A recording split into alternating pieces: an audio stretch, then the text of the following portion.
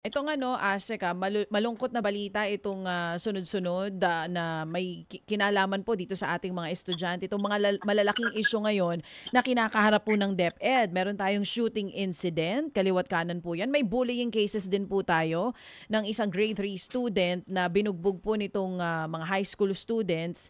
Issue ng mental health support para po sa mga estudyante natin. Maging yung mga pahayag po na inilabas din po nitong nakaraan ni Secretary Engara na gusto po niya na mas paigtingin po yung safety ng mga bata sa eskwelahan.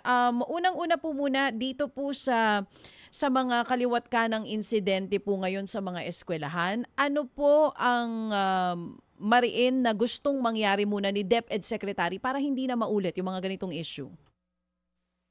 Okay. Una po, nakakalungkot, DJ Chacha at Manong Ted, sa mga sunod-sunod na pangyayari na ito. No?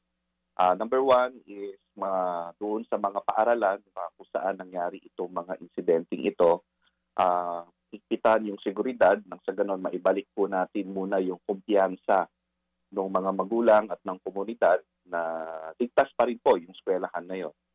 Nagpalabas na po ang kagawaran, mismong si Secretary Sani Angara po ang pumirma doon sa ating reiteration order na sundan at sundin yung ating po mga umiiral na security measures.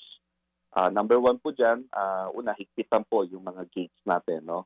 Kung maaari, bawasan po yung pasukan, labasan ng mga bata at ng mga magulang o iba pang tao. Nang sa gano'n, mas kontrolado po yung pagpasok at paglabas ng ating mga mag-aaral. Kasama na po doon sa paghihigpit na yon, yung posibilidad na magkaroon po ng bag search. No?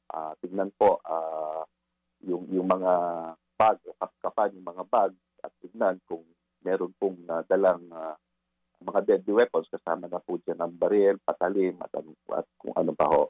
Pangatlo, yung pong tuloy-tuloy po naming pakikipag-ugnayan, no, sa kapulisan at sa ating pong local government units, kasama na po dyan yung barangay, upang sa ganon, hindi lang po yung sa gate, kundi yung maging doon sa immediate vicinity sa labas po ng eskwelahan, ay magkaroon po ng visibility ang ating mga law enforcers.